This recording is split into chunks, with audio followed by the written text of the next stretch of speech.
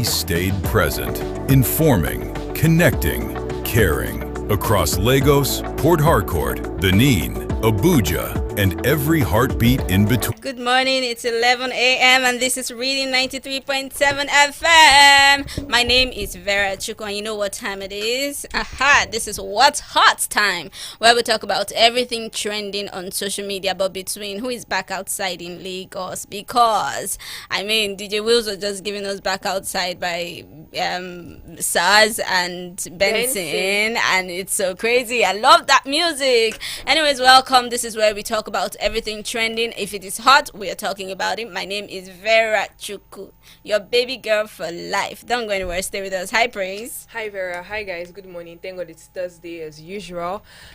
Excited to be here as usual. My name is Praise Obata. I'm excited for the conversations that we have for you today. Stay tuned. Alright guys, good morning and welcome to the show. My name is Eniola Adekunle. This is What's Hot, where we give you all the gist, making waves all across social media. You know how we do it, so stay with us.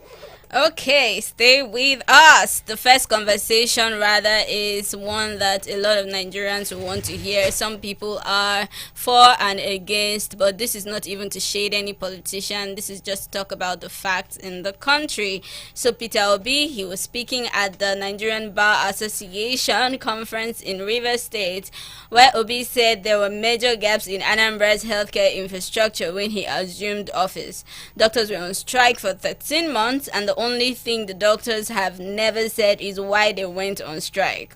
Obi recalled that when he became governor, there was no single school of nursing accredited, and universities did not have teaching hospitals, and hospitals were not accredited as well. So he said his administration initially invested in general hospitals, but later chose to work with agencies and church-owned institutions after encountering difficulties.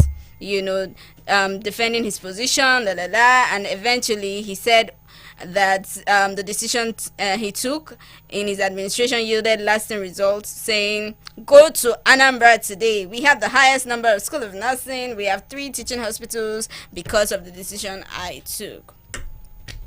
Wow.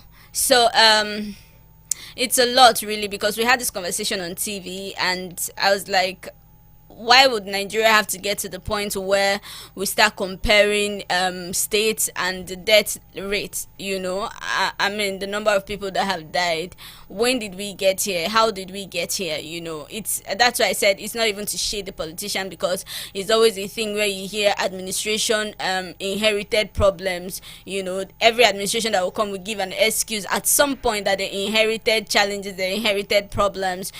So instead of us to be moving forward on, I did this innovation, that innovation, which is plausible, we start hearing things like, the people that died in this state are not more than the people that died in this state. Are these not the lives that should have lived long enough to see a better Nigeria? Well, the floor is opened. Praise. You sure won't put me for talk. But anyways, at the end of the day, I don't know who was saying on TV that, it shouldn't be, like, why are you saying all these things? I didn't see, it's data, right? So even if he doesn't say it, the facts are there for anybody to confirm. And it was like a presidential debate kind of thing. Campaigns have started, elections are coming. So they're just basically trying to sell themselves. And his point was that in a situation where doctors are on strike for 13 months, you would think that a lot of people will really die. There'll be mass death. But he was saying that during his administration, yes, there was strike for 13 months, but he did not just let people die like that because, after all, but if they want to go on strikes, he still collaborated because he was pumping money into the general hospitals, and he then saw that these people were not, the funds were not getting to the right people. So he decided to start collaborating with private hospitals and also church hospitals, and that was why there were no mass deaths. So when people just hear, they just feel like, he was bragging about people dying. No, he was not necessarily bragging. He was just saying that yes, there was a failure that was going on because he inherited a lot of problems, from previous administration. He was trying to create a structure, because imagine you going to a state and finding out that there's no accredited hospital, so he was just trying to do all these things. So him saying that there were no mass deaths is even something to commend him for, to say, even as these doctors were on strike, you mean that people were, because you would think that, okay, people will be dying, or in their numbers. So at the end of the day, yes, he has to brag about his achievements, because he has to say that people will know why they should vote for him, in 2027, and whatnot. So I do not people that are coming for him saying, oh, you're talking too much, he must talk, because that's what you should do as a presidential candidate. You will talk, you will sell yourself. That is basically what it's about. It's politics at the end of the day. So yeah. Aniela, what do you think? Yeah, well, I don't think much, because initially I was trying to understand the whole concept behind, oh, there was no mass death. And it felt like, okay, maybe you are trying to use human mortality rates to justify the whole, doctor strike thing.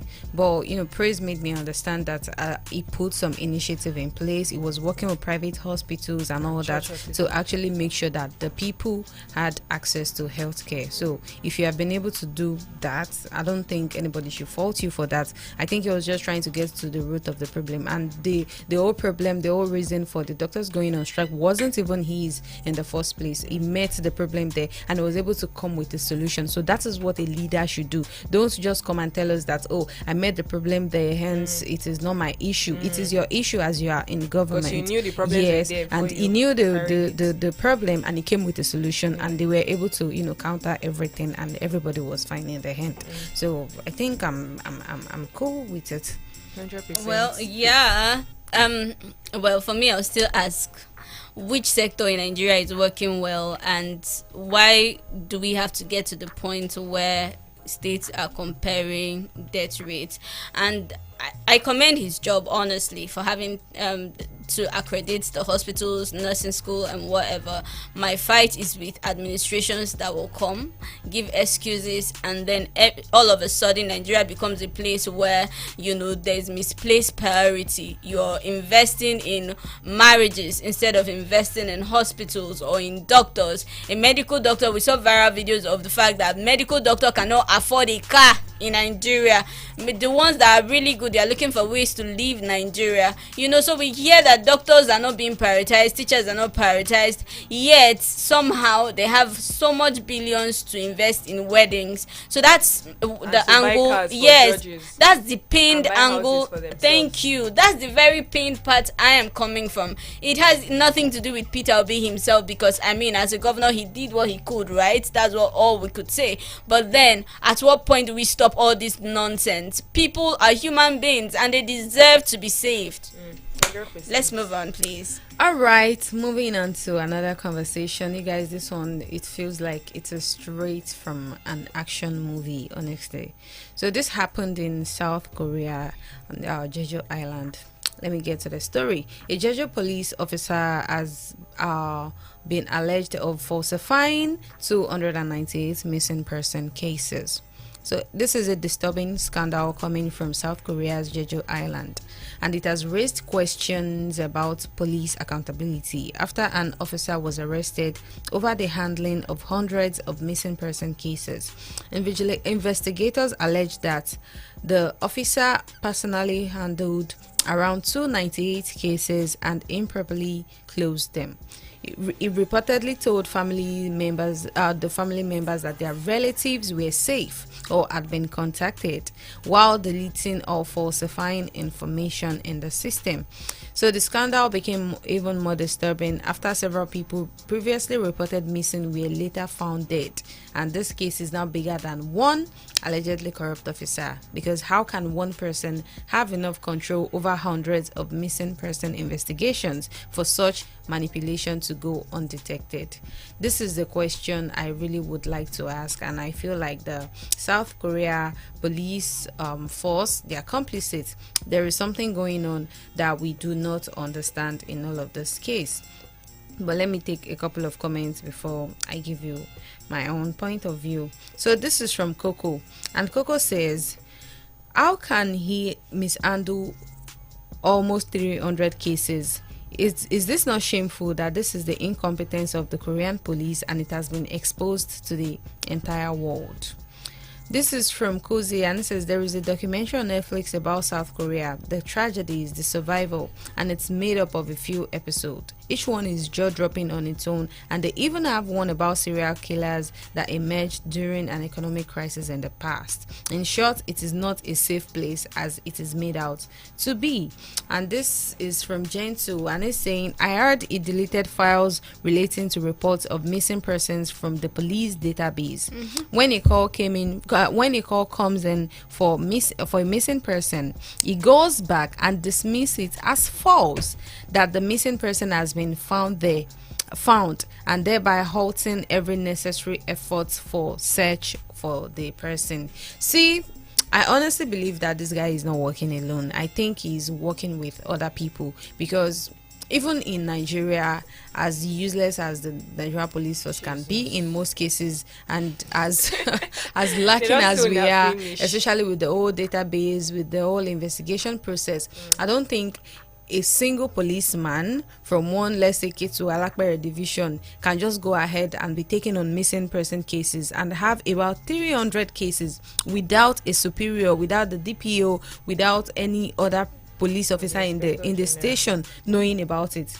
So there is something fishy. I don't know. He has to have somebody he's reporting to. He has to have a superior. So what are they doing? Are they not reviewing the cases? This is the reason you have bosses. It's so even if you are doing your work, you are able to report to them, and they see if you are doing your work diligently, or maybe there are areas you need to improve and all that. So, and as a work as a profession as is it serious? Flexible or serious? Okay. Serious, yes. As the police force, I don't think you can just go ahead and be doing things conducting investigations and all that, and closing this investigation, and there is nobody asking questions. The system is not flagging it that, come on, how is it that you are the only person falsifying and approving and dismissing cases? Like something is going on. How has there not been investigation? So is probably one tiny fraction of a part of a whole human trafficking rings. Maybe they are trafficking people, or he has to be a serial killer. But even for you to be a serial killer, I don't think you can go this far.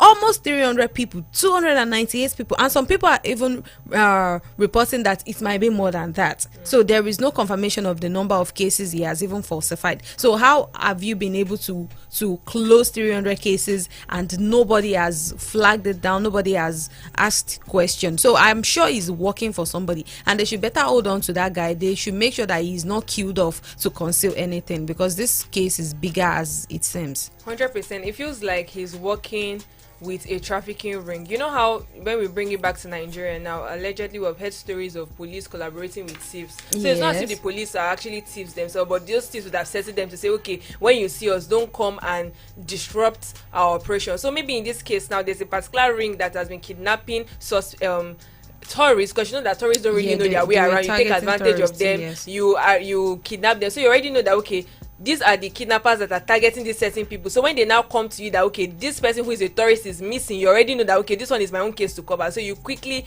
cover it to conceal it. That's your own work for that trafficking organization. See, a lot of things are going on, and I suspect that he's working for a trafficking ring where they go and kidnap people, harvest their organs, and sell it to the black market. And because they know that these people are not going to their parents or their family members are abroad in other countries, they will not be able to fly to South Korea to really investigate. So you just quickly close it, because nobody is really coming to come and search for these people. And it's very unfortunate that this thing went on for so long that it reached up to almost 300 cases, 298 cases that we know of. It could even be more. It's so sad that even as sophisticated as we would say the South Korean system is, they could not detect this thing. So it now means that even in the police station, he might not be the only person working for those people. Probably his superior too. They've already paid that one to look away. Or maybe the whole station is even complicit. Exactly. In this. It could be that the whole station is even complicit to what happened. And I'm really happy that eventually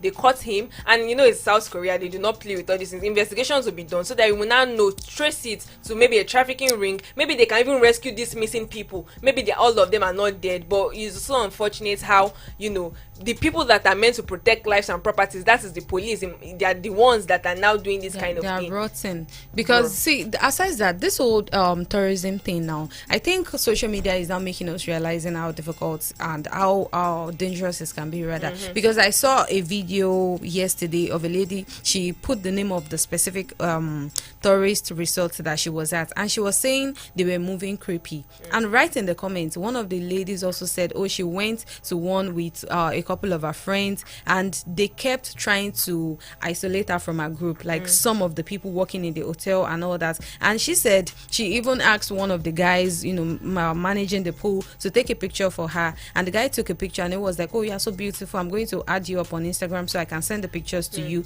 And this guy, you know how Instagram can be where you can mistakenly add people to a group chat. Yes, that's how he mistakenly added her to a group chat where he sent pictures of her. There were other people there, pictures of her, and they sent her full information, the hotel she was staying at, her hotel room, everything. But he just gave a detailed description of how to get to her on that vacation, and she could not confront him because it felt like, I don't even know if I'm safe here. And she just had to tell a friend, and she made sure that she was not alone till they left that resort. So these things can be dangerous. It has been going on for a while, but I feel like because social media now has made it easier to be able to ask for accountability, and I'm really hoping that officer will not be killed off, because we see how things happens in movies. Instead of them to risk 1 week link, they would rather kill the person to make sure it will not be linked back to them. Honestly, that's another thing they do.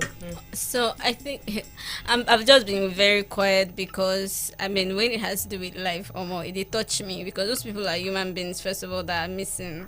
And then this officer, a part of me really wants to argue that it's not the entire station. Maybe he has 1 or 2 people helping him to cover up his tracks, plus the supervisor. I can't say for sure, and he's a policeman, and not just a policeman, probably an inspector, and he went to and he's a field police officer, so definitely when he comes back to the office, he has to give report on what he saw on the field, and it is the report he gives from the field that they will take at the office. It's not like, oh, we don't trust you enough to do your job, we need to send another person to the field to give us a second opinion of this your report, right? So when he comes back and he says, oh, this girl, she's been reunited, you don't even know what he's telling this police. She has been reunited with her family, could be one that he would tell the police, or she said she does not want to contact her family, and we've had her call her family to tell them that they should stay on their own and not be in contact. So this person is obviously a very dirty policeman, and he probably has his people outside, maybe 1 or 2 inside, but trust me, it could just be him inside and 1,000,001 others outside, where probably, like you guys have said, selling parts or whatever he's doing with these people. So and to think that one of the cops ended up dead, oh my god, I think that this man, they should not just kill him off or jail him like that. He needs to suffer, honestly. See, Vera, what makes it tricky is that I understand the whole concept of, okay, maybe he's covering up and his supervisors or his superiors are not able to figure out if he's lying or something. Yes. But almost 300 is a lot of numbers. Yes, it to is. just So keep when I giving heard, it sounds too convenient. Okay, what do you mean? This one, she doesn't want to reach her family, she cut contact, okay, she has been reunited. Why are they not making sure to actually see that this thing is being solved? Yes, why I didn't talk to that angle is because on TV I wanted to ask one question, but I wasn't sure if when you brought the story you had that information, right? I wanted to ask, for the period of how long did we gather this almost 300? I think it was 16 months or 7 months. Yes, I saw the figure. it has been 7 going months or 16 months. Yeah, for almost a year, something No, about a okay, year. that is 7 months, because Yeah. I actually did see it was 7 months. If it's almost a year, then it was 7 months. Okay. I don't know how sure we are, but then you sound really sure about it. And that no, 7 honestly, even if it has been going on for years, it is still we are talking about human lives here, not just livestock or something. You know that like you guys mentioned, supervisors, right? So it is still the same system that caught him. They have their periodic audits as well. Even if the dead body of the lady was Did not not turn found, up. it would not have been caught. Exactly, because It he told was. them that He he told the that family. the case was disabled because he told the family that she's okay, she doesn't want contact, but her dead body turned up. They found her dead body, so that is where questions started. So I'm asking questions now. Did they find her body before or after he had told them? After he had already said The she case was was already okay. closed, so she had already told them that we're closing this case because she said Exactly. no So contact. I feel like it's the same system that brought him out. Reason being that it could have been an easy thing to say that she told you guys she does not want anything to do with you, right? And maybe after we had that contact, she died, or whatever killed her, and he would lead them on and on to God knows wherever.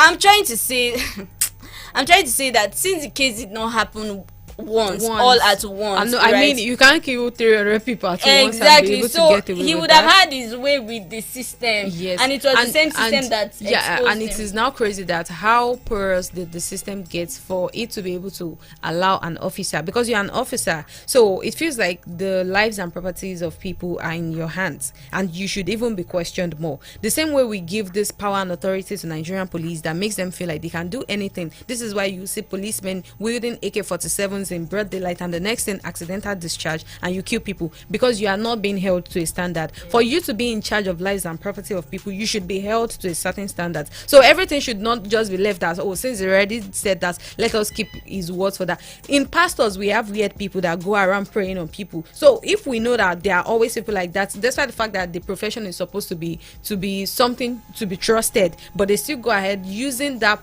profession as a camouflage to be able to do whatever bad things they want to do. So this is more reasons why police officers should be questioned. So if at the police you are saying, oh, okay, this one went missing, oh, this one we have found that she went. This is why you should even ask questions more, because you are in the position to be able to hide this case with nobody finding out. I agree. So let me just say something. It's one thing to just take the police officer's word for it, because you're supposed to trust him that he could do his job, and it's another thing to say, okay, where is the person? Can we see the missing person? Yes. Can you bring her in for questioning, so that we understand why she got missing in the first place, and then have her reunited with her family? So I think from what you're saying, that part is really missing, and it's an organizational and structural problem. Anyways, we have to go on a quick break. Praise has said I should play one of her husband's songs. This is Victony. Who Dis? Featuring Benson. And that's my favorite one of the album. Alright, so let's listen to Who Dis by Victony and Benson, and we'll be right back. One rhythm, one sound, one family.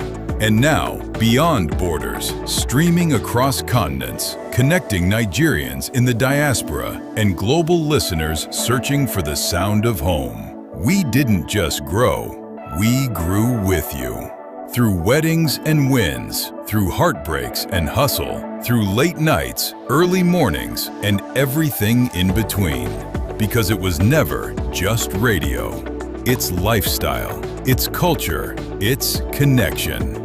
More music, less noise, more feeling, more life. This isn't just a station. This is your rhythm. Rhythm FM, growing with you everywhere.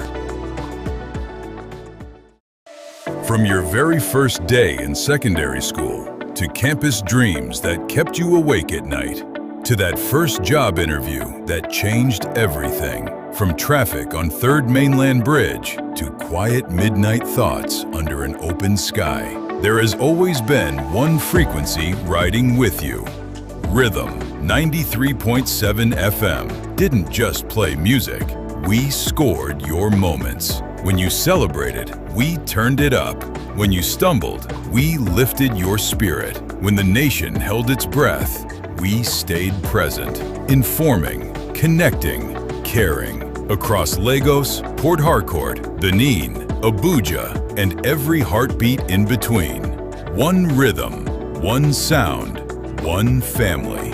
And now, beyond borders, streaming across continents, connecting Nigerians in the diaspora and global listeners searching for the sound of home. We didn't just grow, we grew with you. Through weddings and wins, through heartbreaks and hustle, through late nights, early mornings, and everything in between. Because it was never just radio. It's lifestyle, it's culture, it's connection. More music, less noise, more feeling, more life. This isn't just a station. This is your rhythm. Rhythm FM, growing with you everywhere. From your very first day in secondary school, to campus dreams that kept you awake at night, to that first job interview that changed everything. From traffic on 3rd Mainland Bridge to quiet midnight thoughts under an open sky, there has always been one frequency riding with you.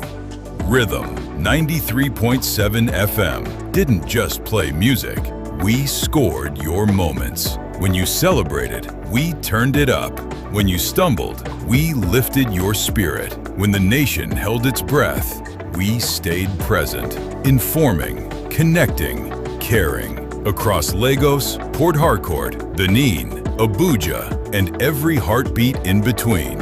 One rhythm, one sound, one family. And now, beyond borders, streaming across continents, connecting Nigerians in the diaspora and global listeners searching for the sound of home. We didn't just grow, we grew with you. Through weddings and wins, through heartbreaks and hustle, through late nights, early mornings, and everything in between. Because it was never just radio. It's lifestyle, it's culture, it's connection. More music, less noise, more feeling, more life. This isn't just a station. This is your rhythm. Rhythm FM, growing with you everywhere. From your very first day in secondary school to campus dreams that kept you awake at night, to that first job interview that changed everything. From traffic on 3rd Mainland Bridge to quiet midnight thoughts under an open sky, there has always been one frequency riding with you. Rhythm 93.7 FM didn't just play music, we scored your moments. When you celebrated, we turned it up. When you stumbled, we lifted your spirit. When the nation held its breath, we stayed present, informing, connecting, caring. Across Lagos, Port Harcourt, Benin, Abuja, and every heartbeat in between. One suspects, they'll be investigated more. The people that need to go to court to defend themselves, and then some convictions will happen.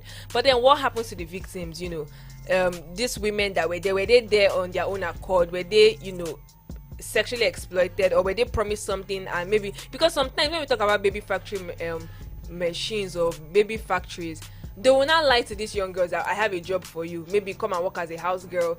Only for the girls to turn up and discover that it's a house where men will literally sleep with them, and then they give birth to babies and they sell them. So they need to investigate which category do you fall under, or are you there as a willing participant? Because some people are so desperate that they don't mind being baby making machines where they will give birth, they will sell their child. For them, it's a means of survival. Exactly. Now when you now find what category these people are under, they need therapy, because especially if they didn't want to do it, if they were forced to do it, they have been traumatized, so it's not now a thing of you're just putting them back on the streets where they will still be taken advantage of again. Now these children that they found, who are their parents? Where are their mothers also part of the baby factory, or is it that they kidnap these children and they just sharp with them that okay, maybe somebody wants to come and buy you, will sell you off, or did their parents sell them off? Because I've seen cases of women and fathers also selling their children because they feel like they are too poor. So investigations have to be done. It shouldn't just stop at arrest. It shouldn't even also stop at convictions, right? Conviction is what we pray for, but also these victims, what is the government going to do for them to make sure that they do not become victims again? Anyways, the floor is open. It's sad. Eniola, do you want to go? Yeah, but I really don't have much to say, honestly, but to be honest, this whole baby factory of a thing, it's something I'm so tired of hearing about, because it feels like we hear this today, tomorrow another one goes up, so next tomorrow they will discover another one, and there hasn't been any permanent solution being put in place to make sure that things like this have been avoided. And I think I saw a couple of weeks ago where this child rights advocate, executive chairman or something like that, was in a scandal, and it was involved with trafficking children. This is a multi-state level trafficking where children are moved from Jigawa to Kano, from Kano to Abuja and the likes, and someone that is supposed to be in the center of actually advocating for these children is the one caught. And there was even a report of him having children in his house, children he cannot account for. They are not going about it the right way, and you are saying you want to advocate for these children to take them back to school and all that. So children are vulnerable, right? And they are the weakest link in the society, and it's very easy to prey on them. And this is why we always have these organizations always thriving. But it feels like even when they catch them, there is nothing going. They won't do the right investigation to find out the people that are buying these children for them, the market, disrupt the market, disrupt the supply, disrupt the demand, you know, so that we'll not have something like this. If that is not disrupted, you next week we'll still talk about another one being discovered in another state, and it's a never ending cycle. And with the case of surrogacy now, Nigerians don't turn them upside down, honestly, because some of those women that have been classified as rescued, were they really rescued? Was it really not their choice to go to those places? And people now locate other people within their society, honestly, to tell them that couples locate these people and tell them that, can you have baby for us? Some people even pretend to be a couple, approach a lady, ask her if she's going to have a baby for them, and tell her how much they are going to pay her. These are stories that are currently out there, and then they will still assure her that they know a place that will take care of her till she gives birth. You know, and they call it surrogacy still in Nigeria. Meanwhile, this is baby farming. So it's so disturbing that we have so many weak communities. No, but surrogacy is different, Shao. It's supposed to be I different. mean, it's just that by please. your own sentiments and bias, maybe you might not like it. So No, because I mean, no, if, no, if, no. if not, surrogacy Can I will be finish? like illegal. Yes. No, because No, you're literally no, lumping no, it no, together. no, no, Talking no, about no, baby no. factory is not the same thing. Praise, what I said, if you had listened to me very well, what I said is these are stories out there currently. I'm not saying this because I feel like that's what it is. Obviously, I know surrogacy is different from baby farming, but I am telling you that there are stories out there right now that will tell you that this organization, they are into surrogacy. Meanwhile, it is baby farming outrightly. Okay, Do so your this findings is- and you this will is- know that this is not something I'm just saying. And honestly, what I was going to say afterwards was that our communities are so weak in Nigeria that this is one of many cases. Yes, it's a good thing that, you know, they've been able to shut down these facilities, but how many more do we have out there? We don't have good coverage, good intelligence. We don't have CCTV cameras on strategic places across the country. So, I mean, this story, as great as it sounds that they have shut down one, how many more do we have out there, and what is the structure put in place to close down all these facilities? You know, that's practically it for me. Anyways, can we move on? Yeah. Okay, so moving on. This one is quite interesting. Country music. Interesting and not interesting, because for me it's really sad. I literally shed a tear. Country music legend Dolly Parton passed. All right, she's the one of the world's most celebrated entertainers, and she died at 80.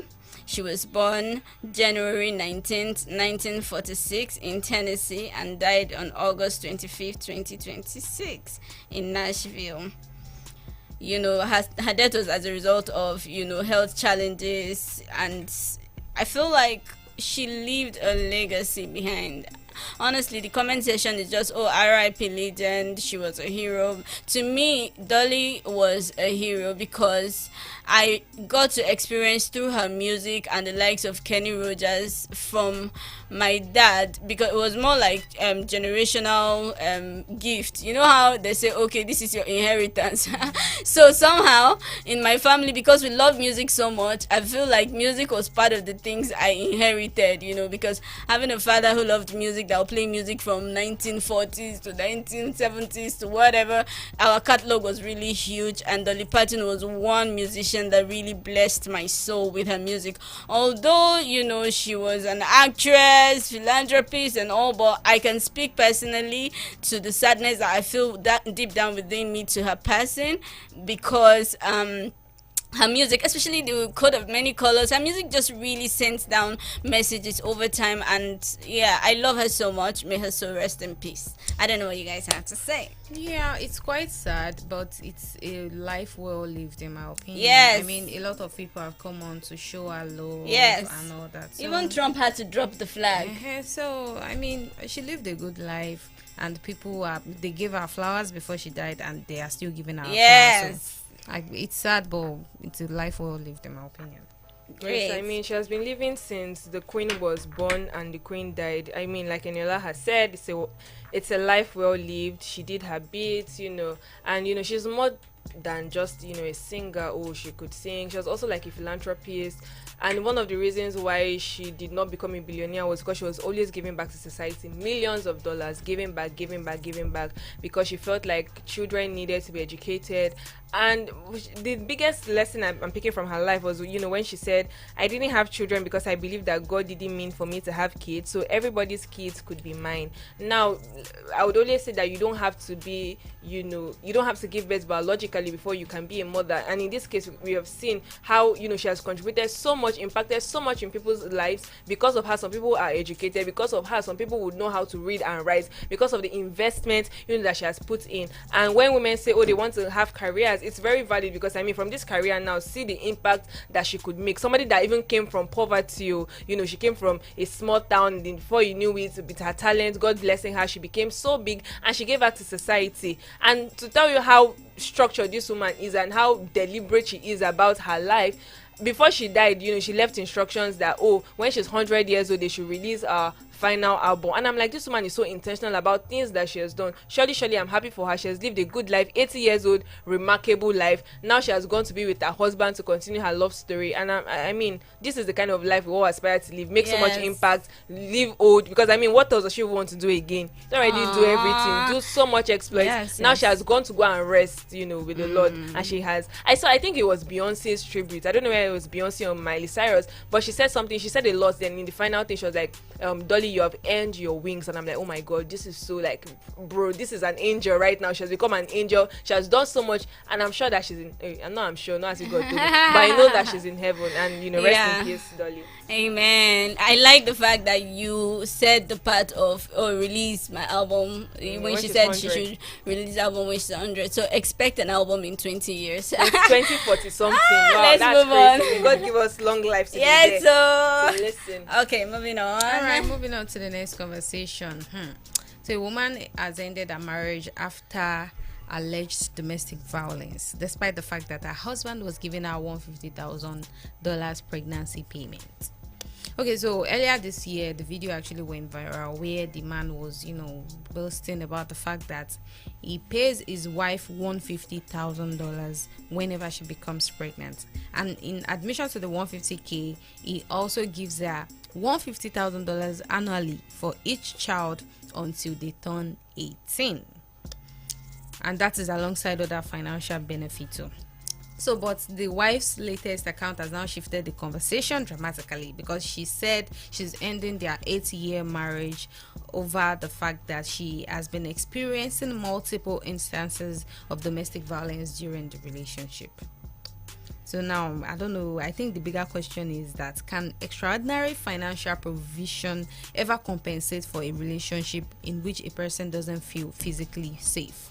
Because a lot of these men, they feel like, okay, all I have to bring to the table is money, and the minute I'm giving you everything you need, I'm sorting the finances, it feels like you are reduced to a commodity, to a property to them, that they have all the say on what you do or what you don't do, because you would never know. The way they were boasting, and he seemed to present himself as a man that values family and he takes care of his home and all that. But this is the same man that was beating this woman $150,000 for 2 blows, $150,000 for 3 blows. We don't even know if he's even actually giving the money, because we know how easy it is to build a house with mouth on social media. You can literally come out and say you are worth more than Bill Gates, and people can eat it up if they just see any glimpse of, okay, maybe you're living a good life or something. You understand that kind of thing? So you can even be saying all these things by mouth. And I was even quoting, I'm trying to quote myself on TV, where I was talking about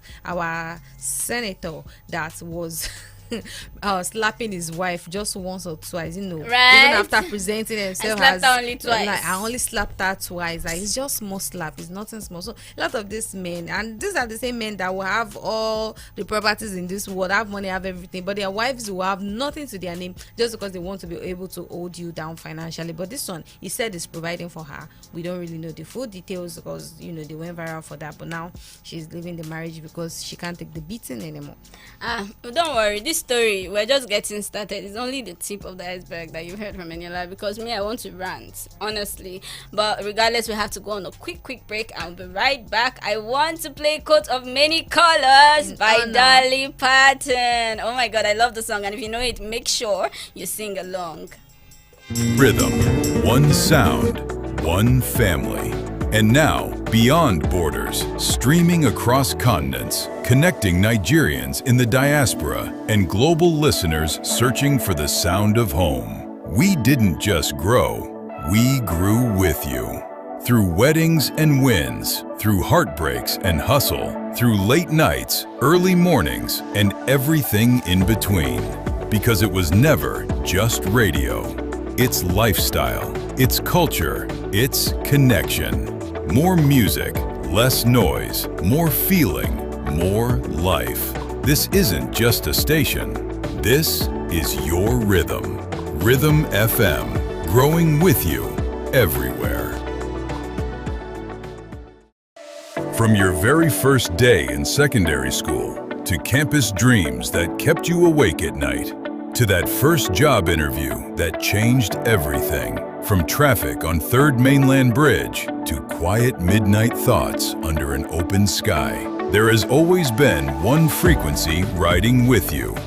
Rhythm 93.7 FM didn't just play music, we scored your moments. When you celebrated, we turned it up. When you stumbled, we lifted your spirit. When the nation held its breath, we stayed present, informing, connecting, caring. Across Lagos, Port Harcourt, Benin, Abuja, and every heartbeat in between. One rhythm, one sound, one family. And now, beyond borders, streaming across continents, connecting Nigerians in the diaspora and global listeners searching for the sound of home. We didn't just grow, we grew with you.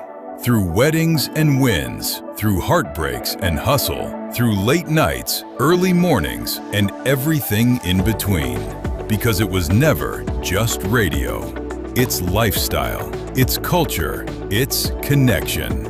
More music, less noise, more feeling, more life. This isn't just a station. This is your rhythm. Rhythm FM, growing with you everywhere. From your very first day in secondary school to campus dreams that kept you awake at night, to that first job interview that changed everything. From traffic on 3rd Mainland Bridge to quiet midnight thoughts under an open sky, there has always been one frequency riding with you. Rhythm 93.7 FM didn't just play music, we scored your moments. When you celebrated, we turned it up. When you stumbled, we lifted your spirit. When the nation held its breath, we stayed present, informing, connecting, caring. Across Lagos, Port Harcourt, Benin. Welcome back. This is Reading 93.7 FM. I used to plug into What's Hot. My god, that song, Coat of Many Colors. That's one of the songs that I literally grew up with from one of the catalogs that my father of blessed memory passed down to me.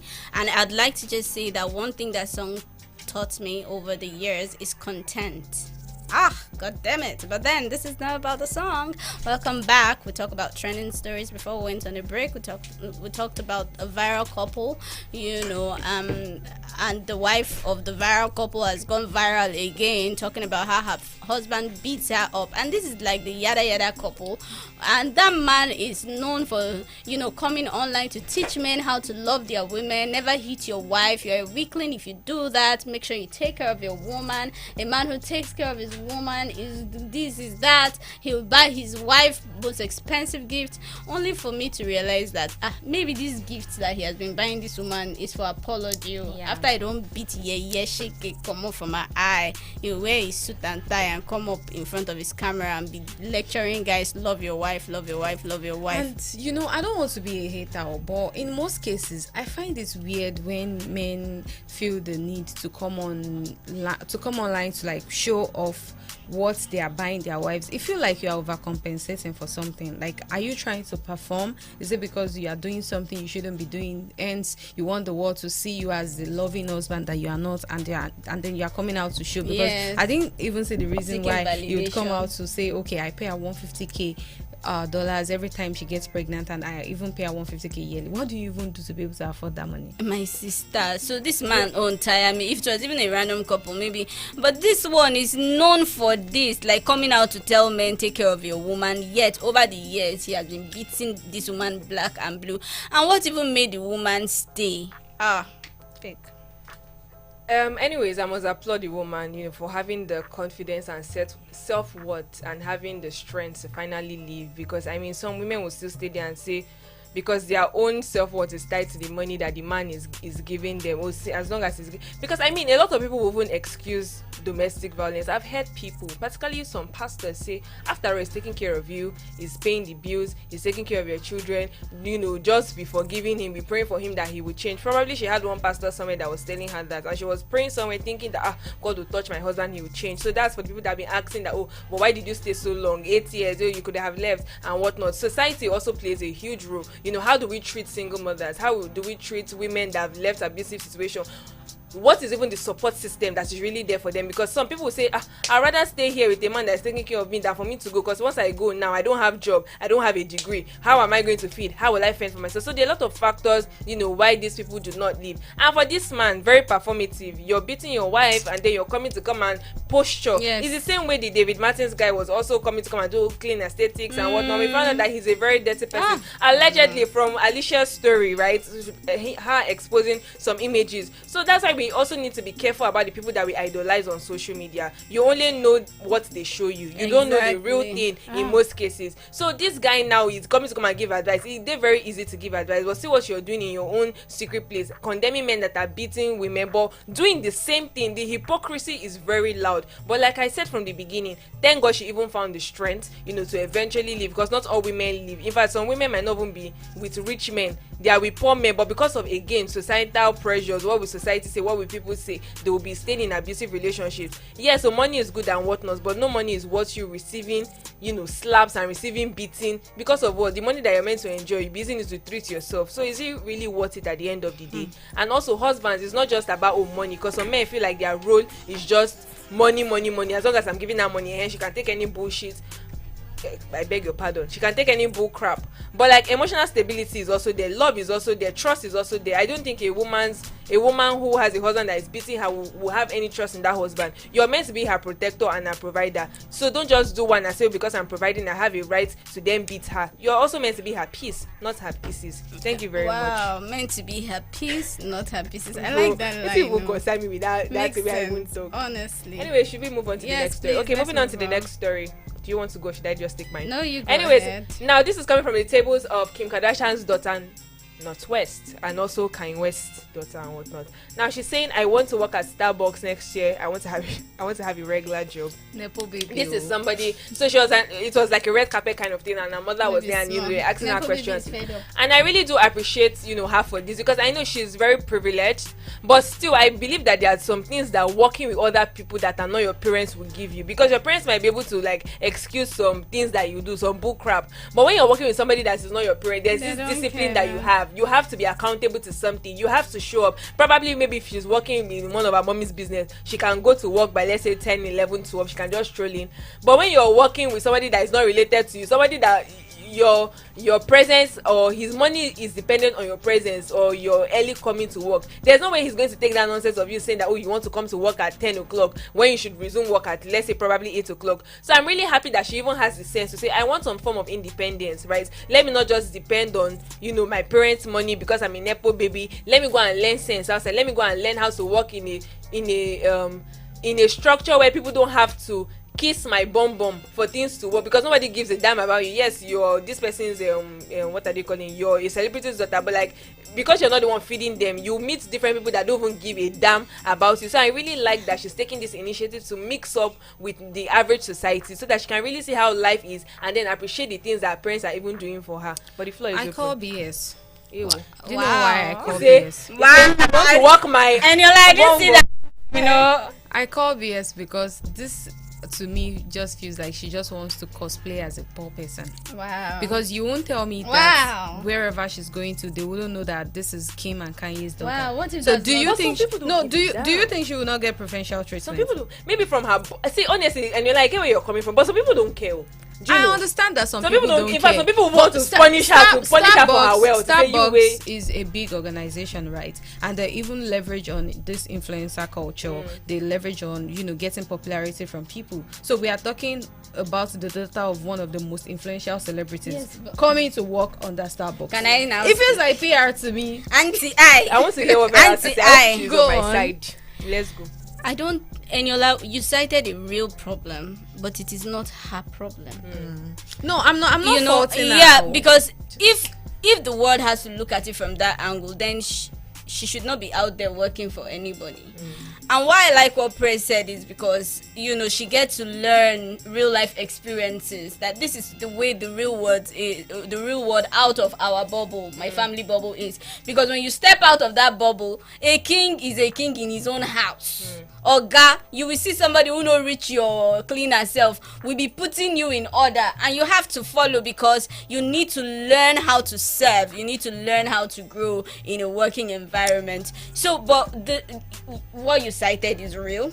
It is true. She will get preferential treatment, but don't that happen already in our day-to-day activity? Somebody tells you, I did my masters in the UK. Whether that person knows sabi anything for the masters wey him do in this Nigeria, They have accent. they will pick them. yes, they'll pick them first. I've seen it happen firsthand. Or you tell somebody, oh, I went to a private university, and then another person comes and say that they went to As somebody one that went to government private university, I disagree. They don't normally give private. In fact, they even say that they not teach us well. They'll say, "Oh, you that went to Unilag, you that went to No, this maybe one." our experiences are So different. you're saying right? that me, I go So, move no, private. no, wait. No, I take offense to that. I'm And I down, will sue you. me na Respect my private lawyer. school I go to now.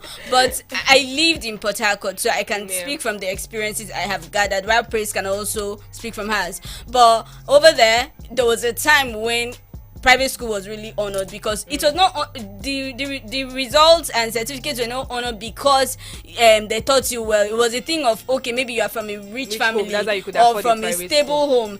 So they would still give you that preferential treatment. True. So she going to work there, if the bosses decide to treat her like her father is the owner of the world, he's on the bosses actually. See, But their staff, See, as their co-workers, I might not really, treat I her don't like have that. a problem with her, utilizing her privilege, right? I don't. I mean, if I'm a privileged kid, I'm going to use it to my full Yes, advantage. exactly. So, but Thank the you. thing is that the same way you are saying in our day-to-day lives, we already have preferential treatments. This is why it's even bad enough.